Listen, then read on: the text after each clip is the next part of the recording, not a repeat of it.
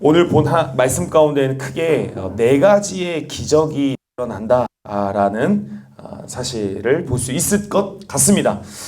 첫 번째 사실은 바로 25절인데요. 바울과 실라가 무엇을 하고 있습니까? 기도와 찬송을 하고 있다라는 것입니다. 찬송과 기도를 하는 게 무슨 기적이냐라고 하겠지만요. 지금 바울과 실라가 기도하는 장소가 매우 중요합니다. 어딘지 아십니까? 네, 감옥입니다. 그냥 감옥도 아니라 바울과 실라가 어떤 상황과 어떤 그 스토리 가운데에 처참히 매를 맞은 후에 갇히게 됩니다. 옥에 갇히게 됩니다. 그런데 그 옥에 갇힌 그 상황에서 사도 바울과 실라는 무엇을 하고 있냐? 찬양과 기도를 하고 있다라는 사실입니다. 이것이 너무나 기적적인 일 아니겠습니까? 여러분이라고 한다면 엄청 맞고 감옥에 들어갔다라고 생각해 보십시오. 물론 우리는 아마 맞을 일도 없을 겁니다. 왜 그럴까요? 네, 결국 사도 바울과 실라가 맞은 이유가 뭡니까? 주를 위해 맞은 겁니다. 어쩌면 우리가 맞을 일이 있을까? 라는 생각을 좀 해봅니다. 아마 우리는 맞을 일이 없을 것 같아요. 그런데 만약 여러분들이 예수를 위해 맞았다고 한다면, 그리고 그새 감옥에 갇혔다고 한다면 여러분들이 할 수 있는 첫 마디는 무엇이라고 생각하십니까? 결코 저도 찬송과 기도가 나오진 않을 것 같습니다. 물론 기도를 한다고 한다면 원망의 기도를 할 수 있을 것 같고, 또한 찬송을 한다면 내 팔자야 내 팔자야 라는 어떤 곡조를 담은 노래를 할 수 있을 것 같다라는 생각이 듭니다. 그런데 놀랍게도 사도 바울과 실라는 그 속에서, 감옥 안에서 하나님 앞에 기도하고 하나님 앞에 찬양을 하고 있다라는 사실입니다. 어떻게 이럴 수가 있었던 것일까? 그것은 그들은 분명했기 때문입니다. 무엇이 분명했습니까? 사명이 분명했기 때문입니다. 그들은 영혼을 구원하는 일, 자기들이 어떠한들 하나님을 위해서라면 어디든 갈 수 있다라는 확신이 있었기 때문에, 그리고 지금 당하고 있는 그 고난이 예수로 인한 고난이기 때문에 그들은 찬양과 기도를 할 수 있었다라는 사실입니다. 사랑하는 우리 제주선교 여러분, 저는 여러분들이 사도 바울과 실라와 같은 자가 될 수 있기를 간절히 소망합니다. 여러분들이 예수를 믿음으로, 또한 우리가 선교를 준비함으로 수많은 어려움에 직면할 수가 있습니다. 결코 이 예수의 길은 어려움이 없는 길이 아닙니다. 예수님은 어려움을 허락하십니다. 왜 허락하십니까? 결국 뒷부분을 보면 네 번째 기적이 뭡니까? 이 사건을 통해 누가 구원을 받습니까? 간수와 그 집안의 사람들이 구원을 받는 놀라운 역사가 일어났다라는 사실입니다. 사도 바울의 감옥의 갇힘이, 그리고 그 안에서 찬양과 기도가 누군가를 살리는 일이 되었다라는 사실이죠. 저와 여러분도 마찬가지입니다. 수많은 어려움 가운데 주님이 놓으실 텐데, 그 가운데서 우리가 좌절하지 말고 낙심하지 말 것은 누구를 신뢰할 수 있기 때문입니까? 하나님을 신뢰할 수 있기 때문이고, 그 모든 과정과 힘듦의 과정들이 복음이 전파되는 하나의 장소이기 때문에 저와 여러분이 기도하고 찬양할 수 있다라는 사실입니다. 여러분들 얼마나 찬양하고 기도하십니까? 여러분들 삶의 현장에서 기도하십니까? 여러분들 삶의 현장에서 찬양하십니까? 혹여나 어려움이 당했을 때 여러분들은 어떤 사람이십니까? 여러분들의 입술에는 무엇이 뱉어집니까? 바라기는 물론 일평생 그래야겠지만 제주선교 가기 전까지만 여러분들의 삶의 현장에서 힘들고 어려운 일이 있다 한다면 그 가운데 찬송하고 기도할 수 있는 저와 여러분들, 기적의 사람들이 되기를 간절히 원합니다. 다른 게 기적이 아닙니다. 무엇인가 큰 역사가 일어나는 그런 것이 기적이다라고 말할 수 있겠지만, 그것보다도 우리가 삶의 현장에서 찬양할 수 있는 것, 기도할 수 있는 것, 그것이 바로 기적임을 꼭 기억하시기를 간절히 바랍니다. 왜 제가 자꾸 기적이라는 것을 강조하냐면, 저한테 어렵다, 힘들다라고 말하는 사람들 되게 많습니다. 그런데 놀랍게도 그 사람들은 뭐 하지 않습니까? 기도하지 않는다라는 것입니다. 하나님을 위하여 예수님을 위해 제가 믿는 것으로 인해 핍박당하고 또한 믿는 것으로 인해 많은 갈등이 있고 그 상황 가운데에서 우리가 말은 많이 하지만 진정 하나님 앞에 찬양과 기도는 하지 않는다는 사실, 이것을 꼭 기억하여서 기도할 수 있는, 찬양할 수 있는 저와 여러분이 되기를 간절히 원합니다. 그런가 하면 이 찬양과 기도 중에 두 번째 기적이 나타나기 시작합니다. 어떤 기적일까요? 26절 보면 이에 갑자기 큰 지진이 나서 옥토가 움직이고 문이 곧 다 열리며 모든 사람의 매인 것이 다 벗어진지다 라고 말씀하고 있습니다. 사도 바울과 신라가 찬양이 얼마나 구슬펐는지 모르겠지만 이것이 나의 간증이요 이런 찬양 했는지 모르겠지만 아무튼 시편을 통해서 했겠죠. 막 이렇게 찬양을 하는데 갑자기 옥문이 열리고 모든 그 간수들의 매인 것이 다 풀려버린 것입니다. 엄청난 기적이죠. 이것이 사도 바울과 신라의 두 번째 기적이었다라는 사실입니다. 여러분, 사도 바울과 신라에게 무슨 능력이 있었습니까? 그것은 매인 사람을 풀어주는 놀라운 역사가 있었다라는 사실입니다. 저와 여러분이 사실은 능력은 없습니다. 그렇지 않습니까? 그런데 능력이 있습니다. 제가 저번에도 거듭 설교했지만 우리는 빛이 아닙니다. 그러나 우리는 뭡니까? 빛입니다. 왜 빛입니까? 예수 그리스도께서 빛이 되셨고 그 예수 그리스도께서 우리를 빛이라 하셨기 때문에 우리가 빛인 것입니다. 사도 바울과 신라도 마찬가지였겠죠. 그들은 그 사람들, 매인 사람들을 풀어줄 수 있을 만한 힘이 없습니다.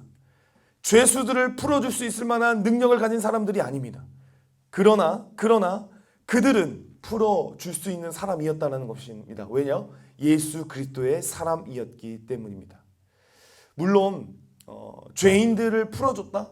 이것은 어떻게 보면 논란이 될 문제입니다. 그런데 이 논란은 다음 부분을 보면 없어지기 때문에 설명하지는 않겠고요. 어찌됐든 저와 여러분이 하는 일이 이것이다라는 것입니다. 무엇입니까?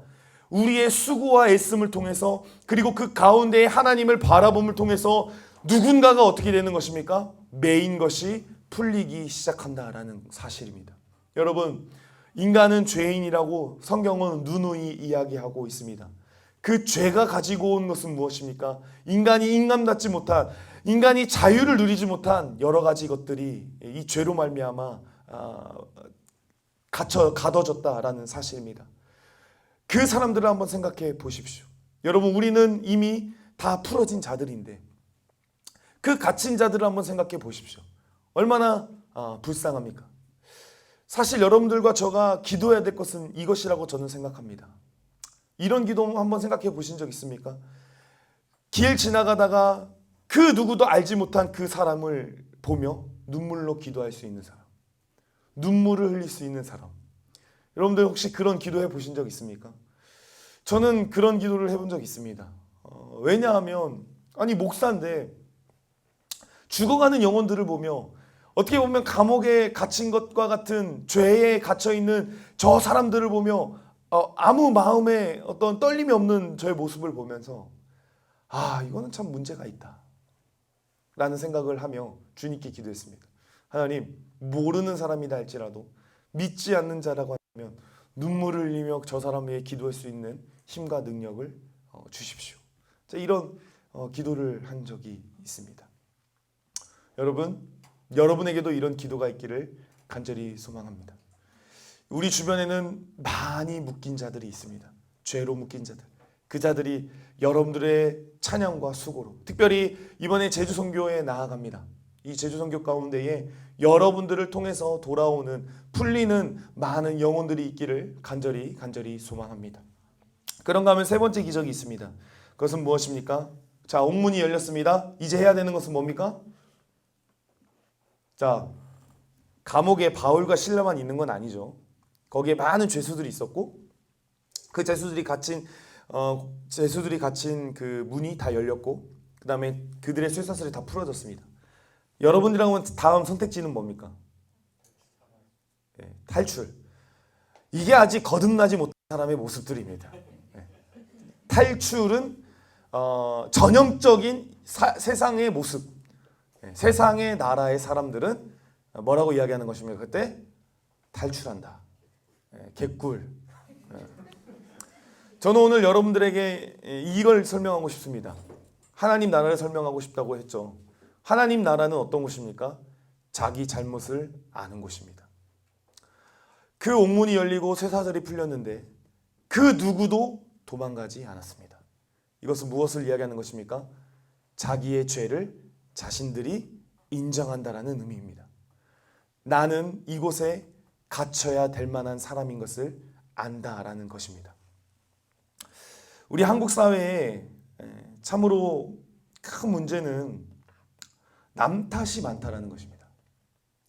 정치를 봐나 여러 가지 세상 돌아가는 사회를 보나 누구 하나 내 탓이요 하는 사람들이 없다라는 사실입니다.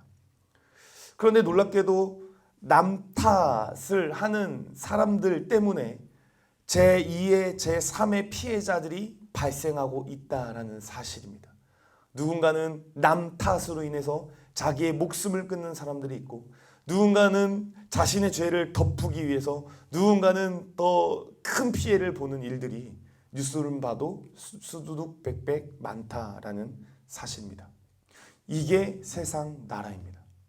그러나 하나님 나라는 어떤 나라입니까? 자기 자신을 인정하는 나라이다라는 사실입니다. 내 잘못은 내가 지었구나. 나는 큰 죄인이구나. 나는 비록 옥문이 열리고 모든 것이 풀어졌지만 저 바깥 세상으로 나가기에는 참으로 부족한 사람이구나 라는 것을 깨달아 아는 것. 그것이 바로 하나님 나라의 백성 그리고 하나님 나라의 사람들이다 라는 사실입니다. 왜 세상이 괴로울까? 여러분, 만약 자기 잘못을 스스로 인정하는 사람이 있다면 그러니까 자기 잘못을 잘 인정하는 사람들이 많은 나라라고 한다면 사회라고 한다면 과연 힘들과 어려움이 있겠습니까? 목사님 저번에 밀양이라는 그 영화도 말씀하셨지만 누가 용서를 했는데 라는 그 말. 그 사람이 진정으로 회개해야 될 것은 무엇입니까? 자기 자신이 참 못된 인간이었구나라는 것을 타인에게 회개받는 어떤 그런 모습들. 그러니까 중요한 사실은 이것이다라는 것입니다. 저와 여러분도 마찬가지입니다. 우리가 제주 선교를 준비하면서 이곳이 남 탓 공동체가 안 되기를 간절히 소망합니다. 누구 때문이 아니라 나 때문에. 나 때문에 모든 것이 이렇게 되었구나. 그리고 나는 부족한 사람이구나. 라는 것을 서로 인정하며 준비한다면 과연 우리 안에 다툼이 있을 것이며 시기가 있을 것이며 괴로움이 있을 것이며 어려움이 있을 것이며 라는 생각을 하게 됩니다. 여러분 억울한 일들 많으십니까? 없나요? 뭐 맨날 억울하죠. 이것도 억울하고 억울하고 억울하고. 근데 내가 볼 때 가끔 보니까 억울한 것도 병인 것 같아. 억울한 사람만 억울해. 그럼 좀 돌아봐야 되지 않을까요? 네, 알겠습니다. 그래서 저와 여러분이 우리를 서로를 인정하며 또 나를 인정하며 서로를 이끌어주며 나아가는 귀한 사람들이 될 수 있기를 간절히 소망합니다. 찬양 한 곡 하고 기도 한번 하고 마무리하죠.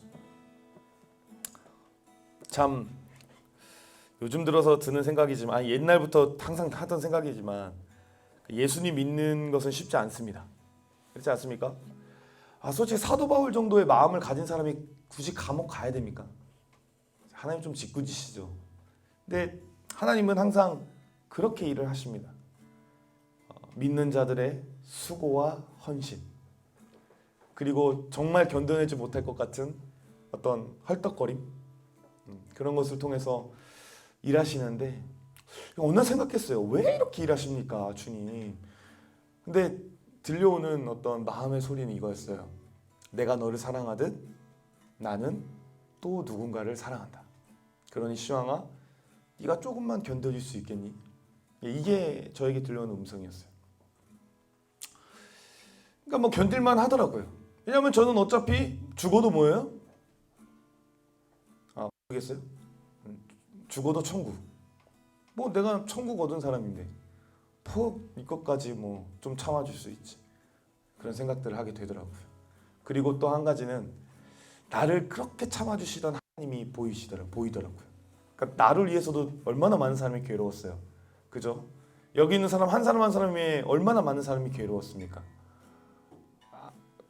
아닙니까? 그럼 아직 여러분들은 자기 자신을 인정하지 못하는 아직 죄수들, 옥문 열리면 도망가는 죄수들일 것입니다. 나를 위해서 많은 사람들이 수고했습니다. 여러분 이것을 인정해야 됩니다. 그런 거 생각하니까 참을만 하더라고요. 그래서 여러분 그런 인내와 헌신이 찬양 가운데 있기를 간절히 바라며 함께 찬양하며 나아갑시다.